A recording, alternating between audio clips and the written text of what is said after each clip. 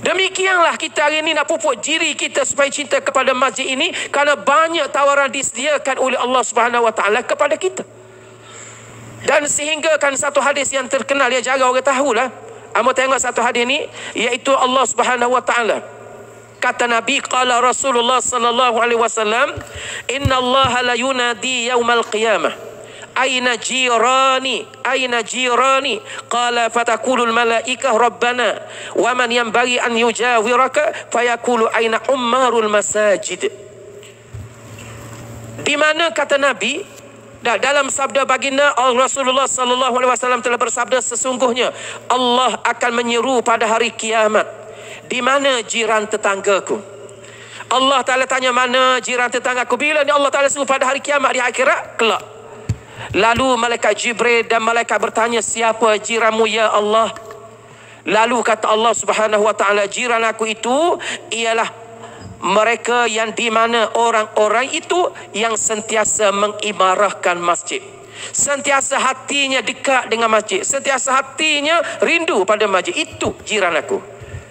Maka kita termasuk dalam hadis ini. Allah Ta'ala tanya di mana jiran masjid. Kita hari ini di Kelantan, masjid, surau, balasah, musola banyak. Sungguh. Cuba perhati kau kapung-kapung berapa putih balasah. Surau-surau masjid pula comel-comel. Persoalannya hari ini, badi comel masjid, badi masjid tu, orang seramai mana sebenarnya dengan masjid? Hak tu hak kita nak.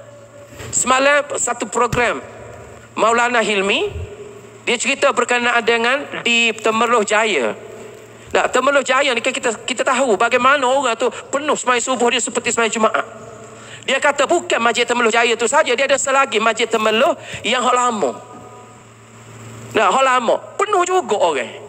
Gak kita tanya apa orang jadi penuh? Sebab kami telah cuba dah nak penuhkan orang Jumaat ni. Kita buat mari kami golek. Kita buat mari sate. Kita orang mari macam-macam. Nak perupanya suruh mari. Marilah tika tu. Tak ada orang golek dengan dia tergolek. Tak tahu ke mana pula. Dia kata tak gerak ustaz lagu tu. Dia kena masyarakat ini, jiwa-jiwa ini pupuk dan semai dalam diri masing-masing. Cinta kepada masjid.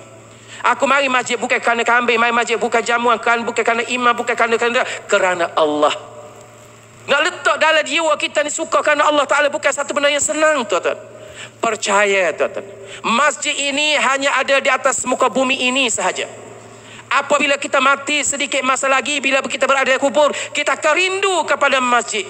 Dan percayalah, orang yang telah mati berada di dalam kubur itu berdoa kepada Allah untuk nak bangkit di atas muka bumi, untuk nak salat, nak sujud kepada Allah Ta'ala. Walaupun sekadar sekali sujud, tapi tidak diberi peluang lagi oleh Allah.